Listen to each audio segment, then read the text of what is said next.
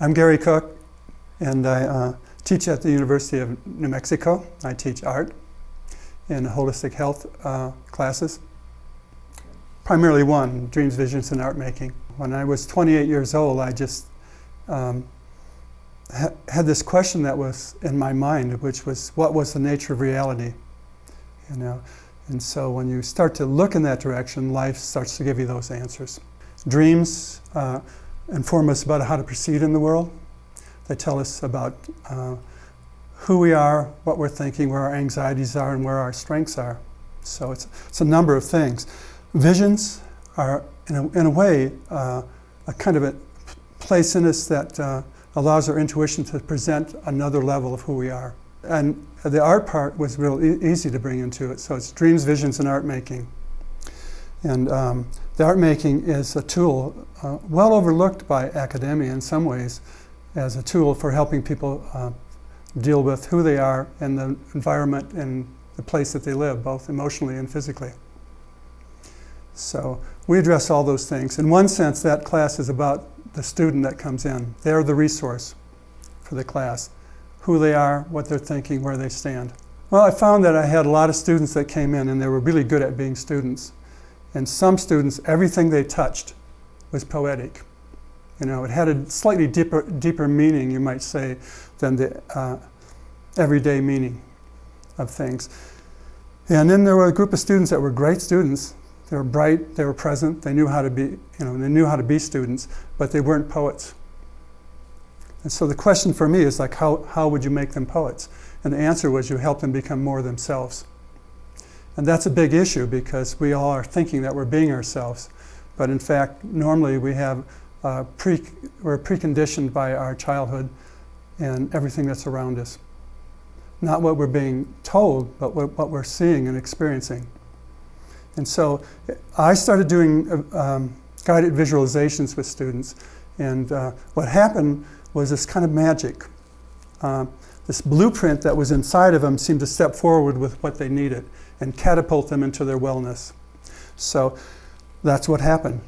We catapult them into their wellness, you know, allow them to have their own thoughts, not the ones they've been told they should have, and they became poets with that disposition.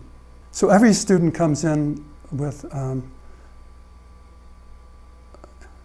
place within their being that's full. It's full of everything.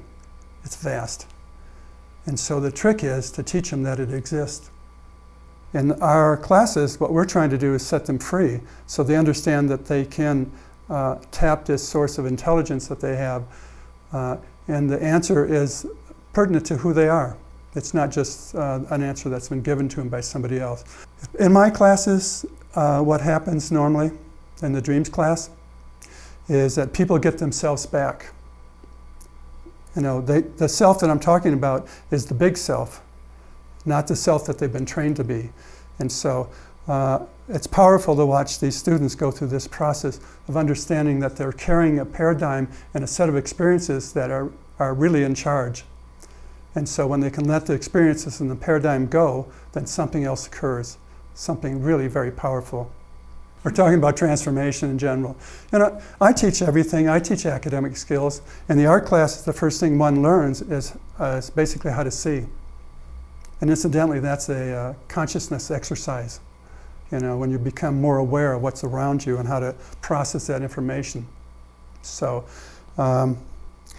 anyway, it is mostly about transformation. I think that's what schools should be about. I think the very first class that should be taught in an educational institution is one on consciousness, so that the students recognize that it's a relative world they live in, and they don't have to stay in it. They can actually graduate into a really bigger world, a bigger worldview, a bigger human view. It's where we all become one. In the dreams class, there was a student that actually was in the last term and ready to graduate. And what he said is, this is the class I should have taken first, because this class gives me back me. You know, again, so that's powerful. It was an artist, a local artist, that was taking the class. I've also had students just say, this is the most important class I've taken out of all the classes I've taken in education. And that person actually had not just taken classes here, but really already had their bachelor's degree. What we naturally are is enough. And so to help people understand that they're okay, that they're healthy, that they can reach down and be creative is real important to me. It's the whole thing that makes me a teacher.